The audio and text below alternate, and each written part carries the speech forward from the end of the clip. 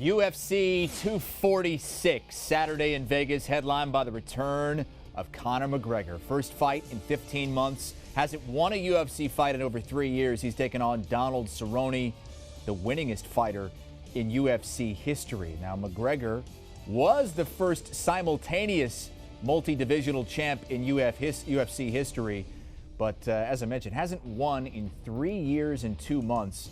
Cerrone has the most wins and finishes in UFC history with a record 18 post-fight bonuses. The UFC Hall of Famer Suga Rashad Evans is with me, and we have Brian Campbell with us, joining us from Vegas side of the fight. Brian, I'll start with you. Now, you've been out to Vegas for a couple of McGregor events. How does the atmosphere there compare this time? It's a little bit subdued compared to those other ones, and it's understandable considering McGregor has a lot to prove on Saturday night with just one fight in the last 3 years, a one-sided loss, of course, to Khabib Nurmagomedov. But nobody sets the tone for the sport like McGregor, the biggest star in UFC history, the headliner in the top 5 biggest pay-per-views the company has ever put on. When he has a fight week, whether you're a journalist, whether you're a fan, there's just that extra magic in the air. Every press event, as you know, turns into a spectacle because of the unpredictability. You never know what's going to happen. The interesting thing about this week, and we saw that at Wednesday's press conference, is this feels like a different Conor McGregor. 31 years old, certainly dialed in and predicting a knockout, but the theatrics that we're used to, the trash talk, the hate, the negativity that can sell, that's not there. He respects Donald Cerrone, and the expectations, by the way, Chris, are still there for violence and action on Saturday night. But this is a more jovial, almost comedic Conor McGregor. Much more on the main event coming up, but Rashad, I wanted to get to some of the other events on that card. I mean, if there's something for a casual fan to tune into outside of the main event, what would it be? I would say Macy Barber and Roxanne Modafferi fight. You know, Macy Barber's in a position right now, 9 fights in a row. She's undefeated. And 21 years old, looking to get in the spot and moving for title contention, fighting Shevchenko. And, I mean, this girl is phenomenal. 21 years old. We seen her 2 years ago on the Contender Series, and she's doing nothing but just proving herself since then, getting better and stronger in a lot of different ways. But Modafferi is somebody who's a very tough vet, good ground game, so she's going to definitely have her challenges out for her in this fight. Is that your favorite other match to watch, Brian, or are you looking somewhere else? I certainly love Macy Barber's potential in that women's flyweight division. And keep in mind, she's young, just 3-0 with 3 finishes in the UFC, but that's such a shallow division that a title shot against Valentina Shevchenko would not be far off if she can impress and get a knockout once again. And one more thing in that co-main event, Chris, 38-year-old Holly Holm, the former champion, in a very tough rematch against Raquel Rocky Pennington. Going to be interesting to see where that fight goes. All right, let's get into the big one then. UFC 246 main event, notorious Conor McGregor, Donald Cowboy Cerrone. Brian wrote an article on CBSSports.com this week about the 5 storylines to watch heading into UFC 246. That very first storyline was how much magic does Conor McGregor have left? He hasn't won in over 3 years. You were at the press conference yesterday. It wasn't a normal McGregor presser, as you mentioned. A lot of respect, it seemed anyway, between Conor and Cowboy. Do you feel the magic is still there for McGregor? It's going to be interesting. I feel like this is the very best version mentally we could get of McGregor right now at 31 years old, coming off such a long layoff. But obviously the jury's still out, and if he can be the same guy. Remember in 2015 and 2016 when McGregor shot to superstardom and fame? He fought 3 times each of those years. That consistency played a huge role in sort of the momentum he was able to build, and that magic, as he talked about, calling himself Mystic Mac and calling his shots. There's an argument to be made here, Chris, against Cowboy Cerrone on Saturday, that he has more pressure to win than at any other time in his career, any other fight, considering what the aftermath would look like with a loss. He's really at a crossroads right here. Still young enough to be close enough to his physical prime, where a victory obviously would launch him into big fights. He said he wants to contend for a title at both lightweight and welterweight, but a loss, that would be 2 in a row. He would be 2-3 in his last 5. There's the inactivity. There's all the negative headlines following him and the sexual assault accusations. We could see him just the same with a loss. fall into more of a role as a celebrity fighter, looking for big names but really not going anywhere. A lot of pressure on Conor this week, but if you're looking to ask me what I feel about what he's been saying, his eye contact, all of that, he looks dialed in, he looks ready. He said there may not be bad blood between me and Donald, but rest assured, blood will be spilled on Saturday night. Well, Rashad, we know this fight is taking place in the welterweight division. These guys have kind of bounced back and forth, lightweight, welterweight. What does welterweight favor more? Who does welterweight favor more? It's going to favor Donald, because Donald's a bigger guy. You know, Conor's coming in this fight, and he's already said that he's short. You know, his weight, he's already underweight right now. Now, meaning Cowboy has been eating regularly, and about time he gets to the fight, he's going to be about 185, 175-ish. So he's going to have quite a bit of weight on Conor. So that means Cowboy has to be the bigger fighter. Now, that plays out if Cowboy can force the fight where he needs it on the ground in clinch positions where Conor's going to have to wrestle and get out and get away from some of that size and strength.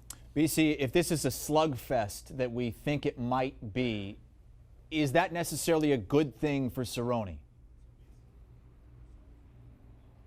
I would say no in that regard. It's obviously a fight he can still win. He loves to brawl. That's how he gets down. But I think the most key part of this matchup for me is that the things that Conor McGregor does best as sort of a one-dimensional finisher who goes after you early plays so well into Cowboy Cerrone's biggest negative aspect. He's a slow starter. He's 36 years old. He's coming off 2 knockout losses. He has a chin that can be hit. We all know the advantages Cowboy Cerrone would have on the ground should he go in that direction. Hearing his comments, though, this week, you never know if he's playing poker with us. It is Vegas, you know. But he says, Conor McGregor's the best striker. I want to stand and trade and beat him. That's not a recipe for success, given his strengths coming in if you're 36-year-old Cerrone.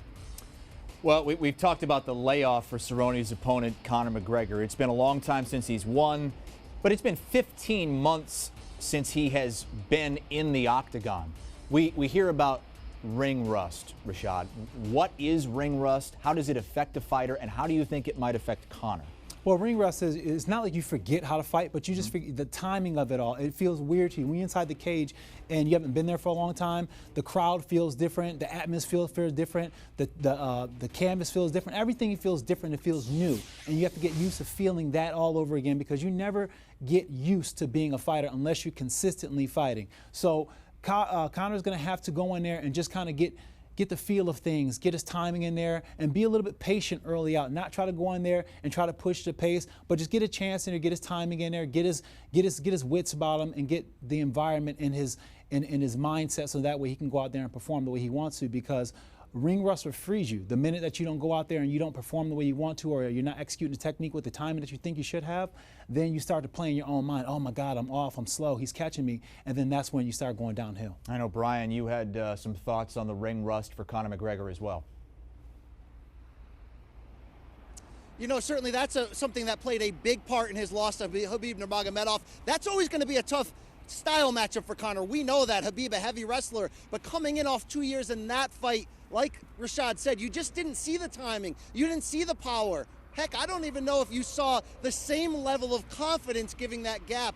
This time it's 15 months. Certainly it'll play a part. But like I mentioned, so much riding on this for Conor. Can that be enough to will him back into being the notorious one of old? Well, let's make some picks. Brian, I'll let you lead us off. We give the fans what they want here on CBS Sports HQ. Who wins this fight and how? Here's the deal. This is a fight Conor McGregor could and should win. No disrespect to Cowboy Cerrone. One of the toughest outs historically in UFC history. Such a guy loves to brawl. I think that's going to be the problem for him. I think he's going to want to go out there, meaning Cowboy, in what he's calling the biggest fight in his career, and make things happen. Bring the fight to Conor McGregor. That's a recipe for disaster if McGregor is dialed in, if he's sharp. I think he will be. I like a second-round finish for Conor. Too much at stake. He's the younger fighter. Maybe we get a little bit of that magic back. I don't know if the King is still alive, if the King is still real, but the King will be back on Saturday, and I think he'll have enough for the finish. Well, if he finishes things in the second round, I think a lot of people are going to be buying back in. Rashad, are you buying that from Brian Campbell? Yeah, I like what Brian's saying about the fact that this is his fight to lose. You know, he's a younger fighter. He's got, you know, youth on his side, and he's got some power and speed and everything too.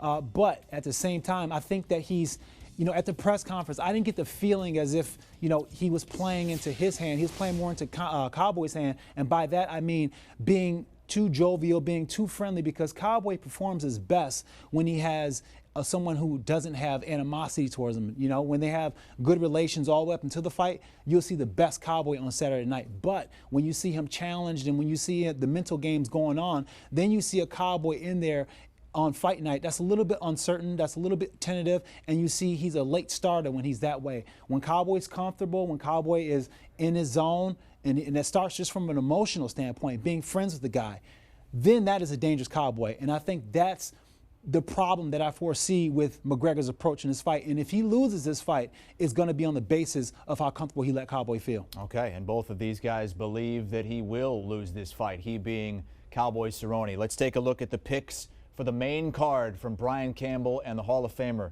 Suga Rashad Evans, both going with McGregor. They differ on the home Pennington fight, and they also differ on Pettis and Ferreira. Our thanks to Rashad Evans and Brian Campbell. You can hear much more from these two UFC greats in their own right on the State of Combat podcast. Download that anywhere you find your podcast. Keep an eye out for their bonus interview pod with Jorge Masvidal and a few fighters on the UFC 246 card.